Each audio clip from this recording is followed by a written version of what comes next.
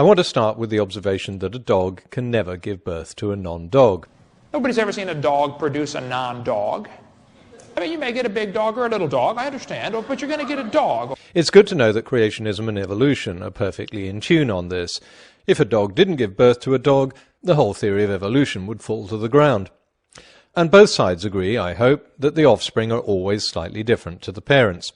And most creationist preachers even agree that these small changes accumulate over time to produce different types of animals. And it could be the dog, the wolf, and the coyote had a common ancestor. The only difference is that creationists believe no matter how many changes there are, the animals are still the same kind, meaning that they can bring forth. See, if they can bring forth, they're the same kind. Simple definition. Can they bring forth? Let's take the example of the greenish warbler.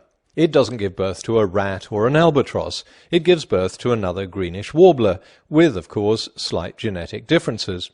Over successive generations, these differences accumulate.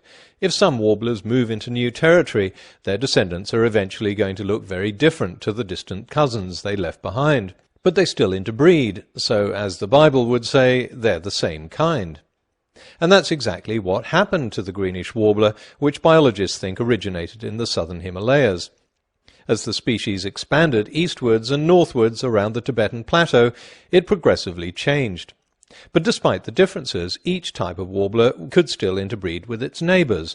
Creationists would call this a classic example of microevolution. Animals change, but they're still the same kind. They can still interbreed. The same thing happened with the warblers that spread around the west of the Tibetan plateau. As they adapted to their new environments, they changed, but each type of warbler could still interbreed with warblers from neighbouring groups. Then the two lines came together to the north of the Tibetan plateau, and that's where the creationist theory comes unstuck. Because by now each line has evolved so much and become so different to the ancestral greenish warbler left behind in the Himalayas that the neighbouring species can't bring forth after their own kind. So according to the biblical definition, they must be different kinds.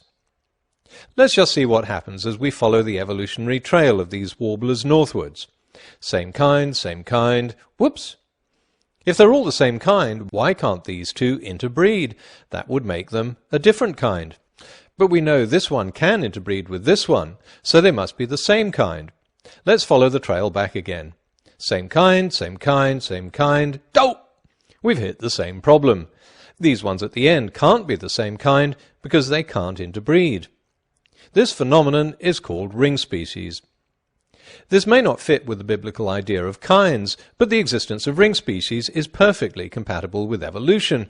In fact, we'd expect to get ring species according to the theory of evolution. This is because in the real world, evolution doesn't produce little boxes dividing organisms into kinds. Evolution is a gradation, a slow change from one type of organism into another.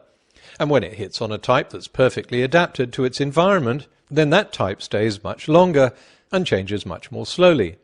And the result is that some animals that are closely related genetically breed very easily. As they drift apart, they don't breed so easily, then with great difficulty, and finally not at all. This is called speciation, and we can see it in the fossil record as we go through layers of sedimentary rock.